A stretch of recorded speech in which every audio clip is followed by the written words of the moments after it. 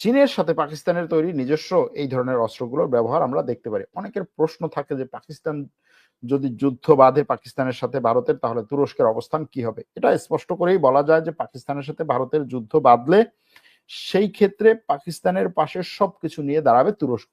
তুরস্ক রাজনৈতিকভাবে যাই বলুক, কিন্তু তুরস্কের সামরিক দিক থেকে তুরস্কের সেনাবাহিনী সব সময় পাকিস্তানের পাশে, এবং পাকিস্তানের সেনাবাহিনী তুরস্কের সব ধরনের দুর্বল সময়ে, সব ধরনের কঠিন সময়ে, সব ধরনের ক্রান্তিকালে পাকিস্তানের সেনাবাহিনী তুরস্কের পাশে ছিল।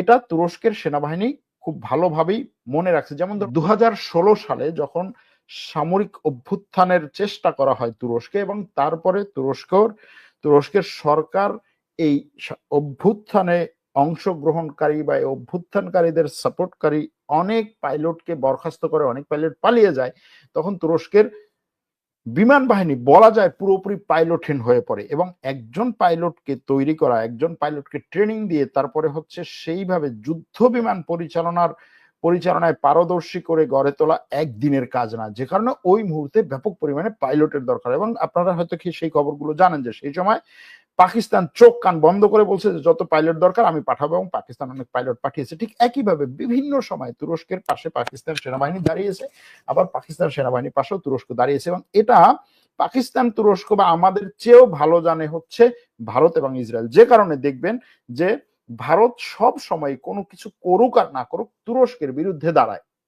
তুরস্কের বিরুদ্ধে দাঁড়ায়, তুরস্কের বন্ধু রাষ্ট্রগুলোর বিরুদ্ধে দাঁড়ায়, তুরস্কের শত্রু রাষ্ট্রগুলোর পক্ষে দাঁড়ায়।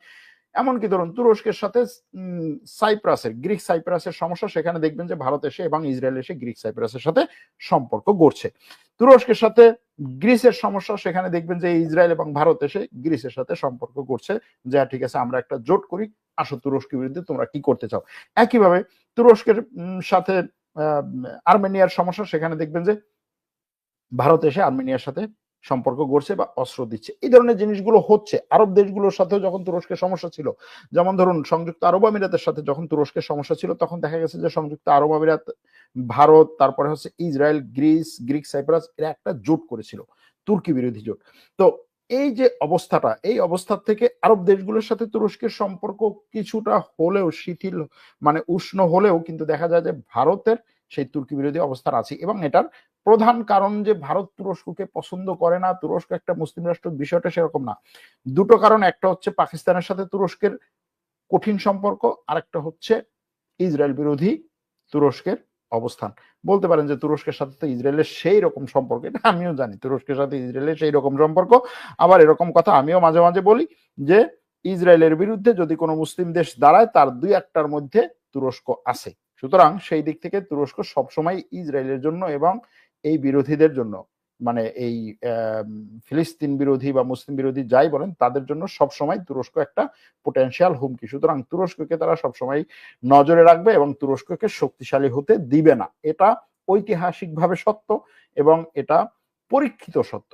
সুতরাং এই দিক থেকে চিন্তা করলে সিরিয়াতে তুরস্কের সাথে যে ঝামেলাটা, এটা হয়তোবা খুব সহজে মিটবে না ইসরায়েলের সাথে, এবং দেখা যাবে যে একটা সময় গিয়ে তুরস্ক ইসরায়েল সিরিয়াতে মুখোমুখি 2-4টা আক্রমণে যেতে পারে। এই খবরগুলোর পরে সিরিয়ার সামরিক ঘাঁটিতে তুরস্ক যাবে কিনা, সেই ক্ষেত্রে তুরস্কের অগ্রগতি কতটুকু, তুরস্ক সিরিয়াকে কতটা সাপোর্ট দিতে পারবে। এখন দেখুন, এইখানে একটা সিম্পল কথা বলে রাখি, যে জিনিসটা হয়তো অনেক দর্শক ভিন্নভাবে দেখতে পারেন। বিষয়টা হচ্ছে